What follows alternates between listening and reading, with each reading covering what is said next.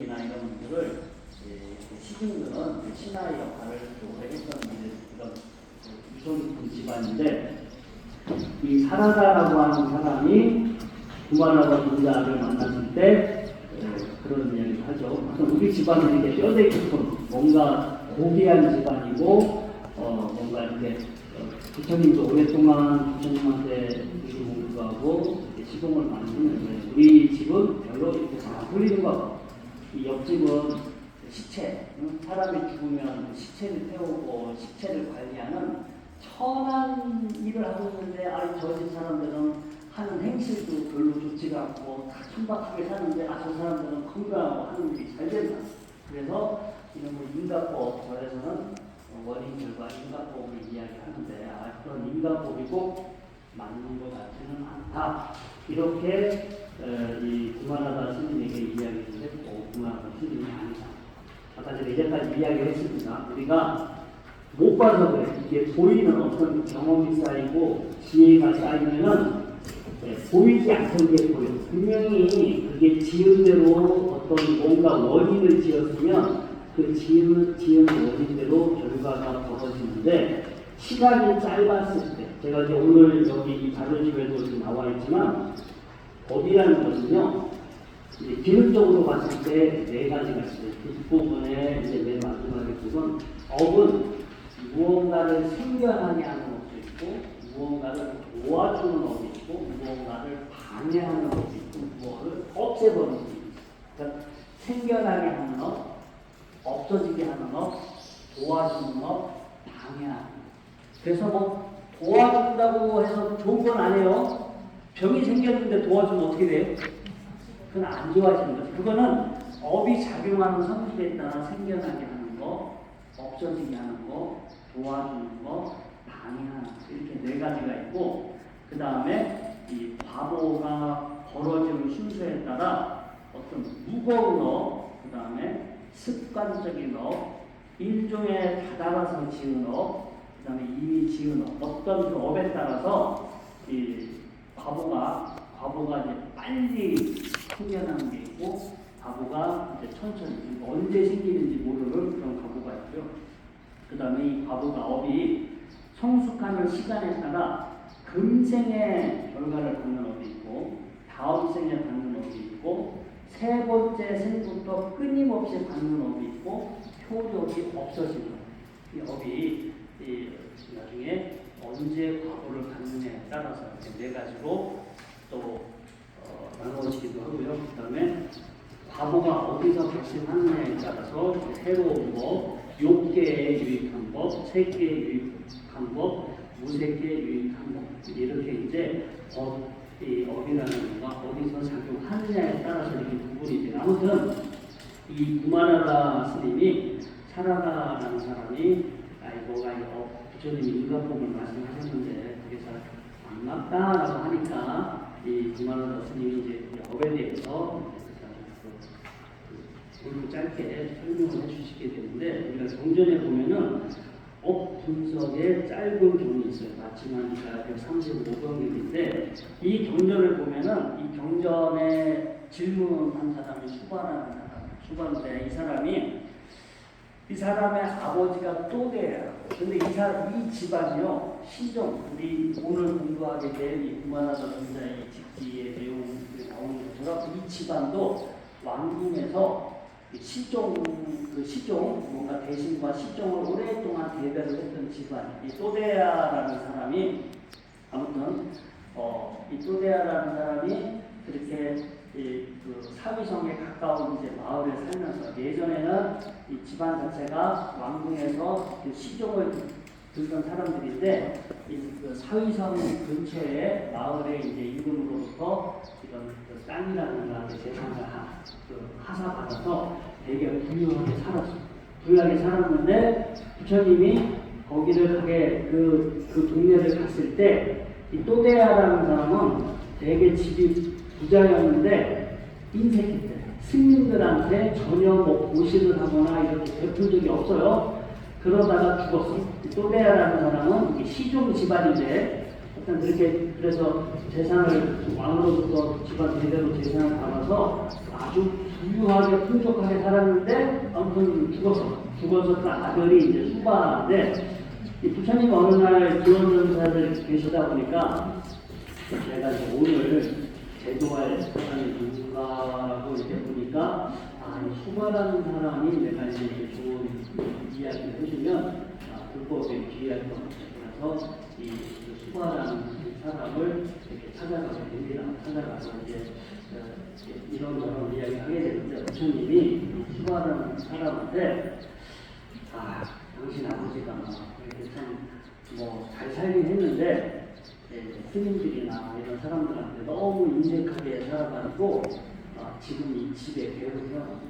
그 집에 얼마 전에 개가 태어났는데 그 개가 너무 사랑스럽고 이뻐서 보통 옛날에 인도에서는 개를 그냥 마당에 그냥 방치하고 마당에 우리나라처럼 키웠는데 개가 너무 사랑스럽고 이뻐서 집 안에서 사람처럼 우리 애완견을 지금 키우듯이 그렇게 개를 키웠대요. 근데 아무튼 부처님이 그 집에 갔을 때 그 아들 수바라는 사람을 만나서 당신 집에 아버지가 살아있을 때 사실 인색하게 살아가지고 지금 이 개로 태어났다.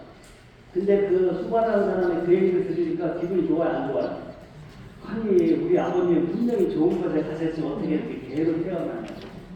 그래서 아까 부처님이 그 집에 왔을 때 그 개가 유독 부처님한테 짖었어. 왜냐면 살아있을 때도 부처님이나 부처님 제자들이 오면 욕하고 음식을 안 줬거든. 그런데 얘 개로 태어났는데 부처님이 그 집에 또 왔으니까 막 개가 막 사납게 짖었는데 부처님이 그 개한테 너무 전생에 스님들이 와도 그렇게 인색하게 굴구만. 그래서 이제 개로 태어났다고 얘기하니까 이제 걔가 깨갱하고 이제 조용히 하니까 그 옆에서 그 수바라는 사람이 그 얘기를 듣고 열받아가지고 아니 지금 무슨 얘기 하냐고 우리 집안을 지금 무시하는 거냐고 우리 아버지가 어떻게 개로 태어났어요. 그래서 부처님이 이 개가 당신 아버지가 이 개로 환생한 게 맞다면 당신 아버지가 가족들 모르게 살아생전에 숨겨놓은 재산입니다. 땅속에 아무도 모르게 땅속에 지금 재산을 숨겨놨는데 이 개가 가서 그 재산을 찾아오고 그래서 걔한테 전생에 숨겨놓은 재산을 이루고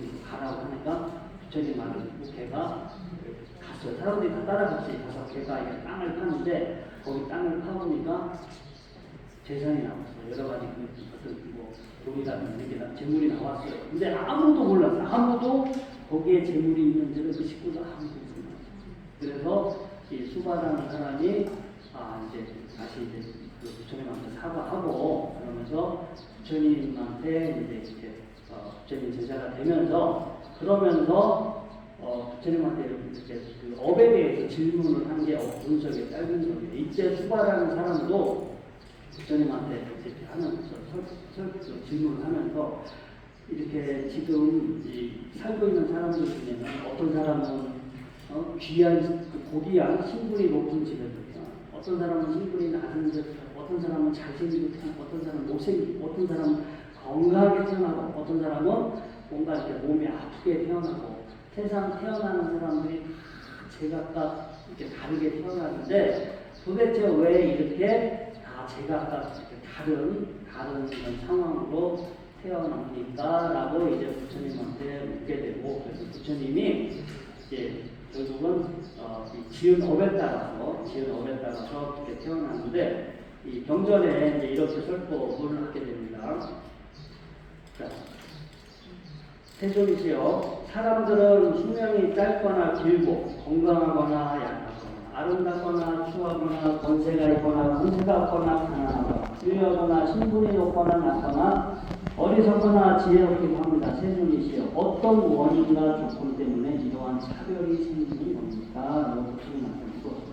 부처님이 바람은 학도요. 이 사람이 이제 바람은 신자이기 때문에 바람이기 때문에 바람은 학도요.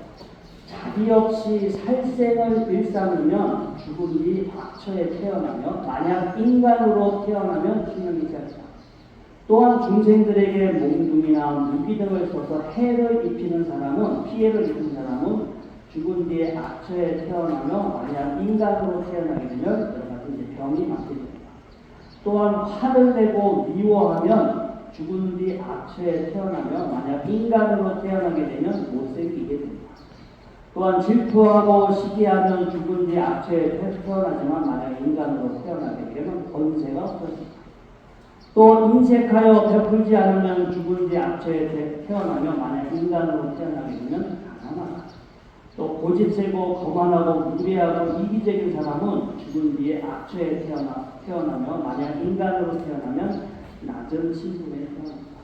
또 무엇이 선하고 악한 것인지 무엇이 공덕이 되고 공덕이 되지 않는지 묻고 공부하지 않은 사람은 죽은 뒤에 악체에 태어나거나 만약 인간으로 태어나게 되면 우둔하게 태어난다. 이 본적이 되게 이제 업에 대해서 굉장히 좀 디테일하게 설명을 해놨는데 가장 오늘 이 강의 주제와 연관된 부분을 제가 뽑아서 이렇게 설명을 해드렸어요. 그래서 아무튼 오늘 이 집지 구마라다 분자의 이 에피소드가 인가법이잖아요.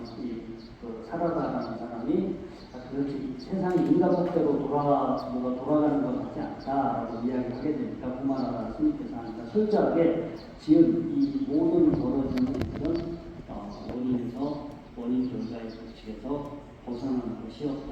이런 뜻으로 설명을 했고, 그래서 제가 이제 이 경전에 오늘 두 개의 문제를 말씀을 드렸어요. 하나는 대수행, 소수행. 지금도 인도는 동물의 흉내를 내면서 살고 있는 수행자들이 현재까지 있습니다. 그리고 그렇게 지금은 주로 원숭이 흉내를 안 내는 거죠. 옛날에는 배처럼 똑같이 배처럼 흉내내는 사람, 똑같이 소처럼 흉내내서 뜯어놓고 사는 사람, 지금도 있을런가 모르겠지만 되게 그 당시에는 유행했고 그런 사람들이 종류가 그래서 소처럼 흉내내고 사는 손나 배처럼 흉내내고 사는 세미야라는 수행자가 부처님한테 우리가 이렇게 열심히 수행했으니까 죽은 뒤에 어떤 복을 받습니까라고 물어보니까 부처님이 잘해야 되나 서로 태어나고 만들어서 같이 태어난다고 했죠.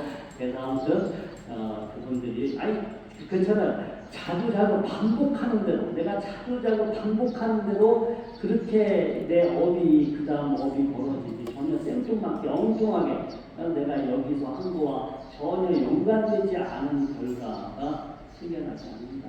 우리가 이제 아직 보는 안목이 짧아 경험이 적고 지혜가 적고 시간적으로 부족하다 보니까 이 원인 결과가 연결이 되지 않다 뿐이지 경험이 쌓이고 통찰 지혜가 있고 시간적으로 어느 정도 시간이 딱 보상이 되면 분명히 지을 때도 그 결과는 훗날 비춰집니다. 여러분들은 다 인생을 오래 사셨던 분들이니까 한번 지혜롭게 잘 살펴보세요. 이것도 공부예요. 이 원인 결과가 없다고 하지 마시고 근데 여러분들이 절에 와서 뭐 원하는 것이 있어서 뭔가 여러분들 기도하잖아요. 그러면 내가 지금 기도하고 있는 내용과 내가 원하는 결과와 인과적으로 어떻게 연결이 되는지를 좀 따져보시고 하세요. 전혀 연관이 없는데 내가 해놓은 거는 열심히 수학학원 가서 열심히 공부했는데 왜 내가 영어 성적이 안 오르냐고 하면 누구 문제예요? 아니 괜찮아요. 가서 음악학원 열심히 가서 공부는 열심히 했는데 미술 성적이 안 올라. 그러면 음악 선생님한테 뭐라 해야 될까요? 본인한테 책임을 물어야 될까요? 잘못한 거잖아. 열심히 한 거는 잘했지만 그 원하는 결과가 이게 만들어지게 하는 씨앗을 뿌려야지 열심히 했다라고만 생각했지 그 원인 결과를 따지지 않으면 그런 그 지혜로운 기도가 아니잖아요. 아까 제가 얘기했어요. 기도에서 여러분들이 마음이 바뀌고 여러분들의 업이 바뀌면 여러분들에도 변화가 생기겠지만 여러분들 집안의 변화가 생겨요. 집안의 분위기가 달라요. 집안의 분위기가 달라지니까 여러분들 가족들의 심리 상태가 달라져요. 가족들의 심리 상태가 달라지니까 가족들이 뭔가 공부를 하든 사업을 하든 뭔가가 하는데 긍정적인 기여를 하겠지. 근데 여러분들이 기도했다고 무조건 다 공부 잘하고 무조건 돈 벌고 이게 다 이렇게 연결되면 안 돼요. 이제 없는 건 아니라고 했어요. 분명히 가능성이 없는 건 아니지만 여러분들이 기도했을 때 그런 부분에는 영향을 미칠 수 있다. 그래서 그렇게 생각을 하시고 원하는 어떤 결과가 있다면 직접적으로 제가 어떤 분은 이 집에 식구들한테 너무 화를 내는 화를 안 내게 하는 기도가 뭐냐고 그러면은 늘 자기의 마음을 따뜻하고 자기한테 보이는 앞에 눈앞에 있는 사람한테 아니 모르는 사람이더라도 늘 자비스러운 마음으로 그 사람을 대하는 연습을 늘 반복해서 하시라. 그때 그래야 됐을 때 가족들이 눈앞에 있을 때 화가 들다 했어. 근데 그 머릿속으로는 하고 있는데 평상시 연습을 해주지 않으면 어떤 상황이 됐을 때 자기도 모르게 습관적으로 확 그게 올라오겠죠. 그래서 원하는 결과를 얻고자 한다면 늘 그런 연습을 하시고, 아까도 말씀드렸어요. 세상은 통제되는 부분도 있지만 통제되지 않는 부분도 있다. 그리고 그런 것까지 감안을 해서 여유를 두고 준비를 하셔야 돼요. 딱 고만고만 하는 게 아니라 내가 원하지 않는 그러한 상황이 비롯될 수도 있고, 그런 것도 자기 예상에 보면 좋겠죠. 이런 상황이 됐을 때는 내가 이제 어느 정도 어떻게 할 것인가 미리미리 잘 준비하고 대처해 주신다면 여러분들의 마음이 크게 흔들리지 않을 겁니다. 우선 오늘 목표는 이것으로 마치도록 하겠습니다.